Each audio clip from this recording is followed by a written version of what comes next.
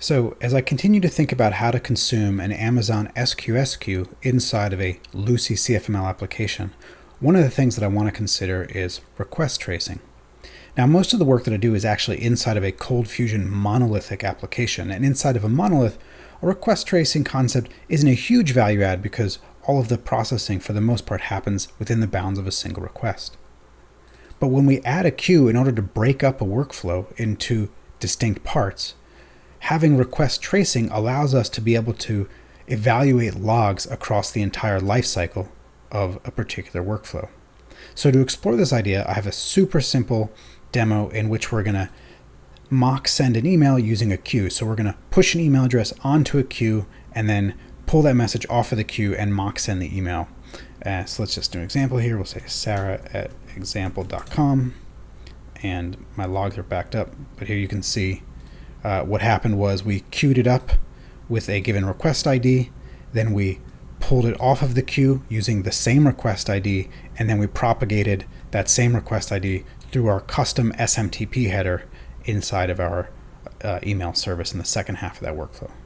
So how did this work? Well, it leans on, in part, the request scope. The request scope is a globally available scope that is unique to a request coming through a Cold Fusion application. And it's kind of magical that it's available everywhere and it's request specific. So I want to limit some of that magic by wrapping it inside this request metadata Cold Fusion component. And ultimately what we need to understand is there's a getter for the request ID and a setter for the request ID so that we can override the request ID in particular context, which we'll see in a minute. Now let's jump over to our email service. This is the service that's actually going to send the email eventually.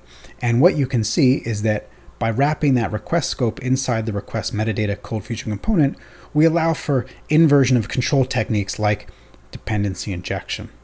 And in our send invitation, you can see that I can reach into that request metadata component and grab the request ID associated with the current request. Now, one thing to note is that this component doesn't know anything about message queues at all. It just knows about sending emails and about request IDs for our tracing. So now let's jump to the beginning of this workflow where we actually enter that email address. And this page is super simple. It's just a form with a post back to itself. And up at the top, we have a really old school technique where we just process the form here up in a CF script block.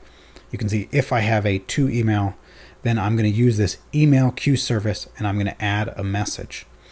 Now, this email queue service is the glue that really holds this entire concept together. It's the layer that binds the concept of the Amazon SQS queue to the greater Cold Fusion application. Because again, we look in the email service, there's no concept of a queue here. That has to happen inside of this glue layer. So let's look at how this works.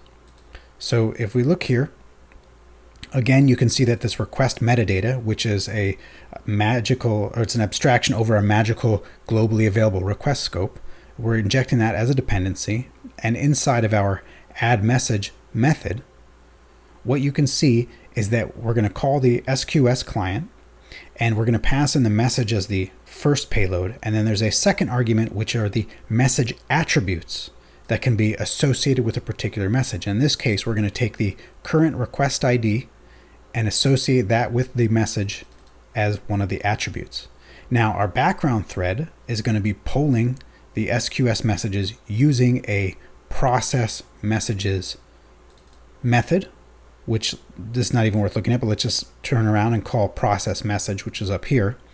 Now, process message gets a message from the SQS queue, and what you're going to see is that we call into that request metadata, and we're actually going to set the request ID. So we're going to take that request ID out of the message attributes that we just pulled off of SQS, and we're going to override the request ID that we're associating with the current request. And then we're going to dip down into our email service and send that invitation.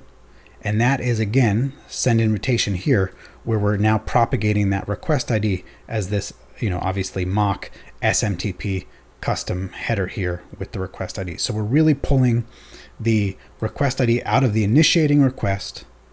We're pulling it through this email queue service. We're adding it to the queue as an attribute. Then when we're processing the queue, we're pulling that off of the message attributes, we're overriding the current request scope, and then we're processing the rest of our workflow. And that's the way we're able to propagate that request ID from the pre-queue portion to the post-queue portion.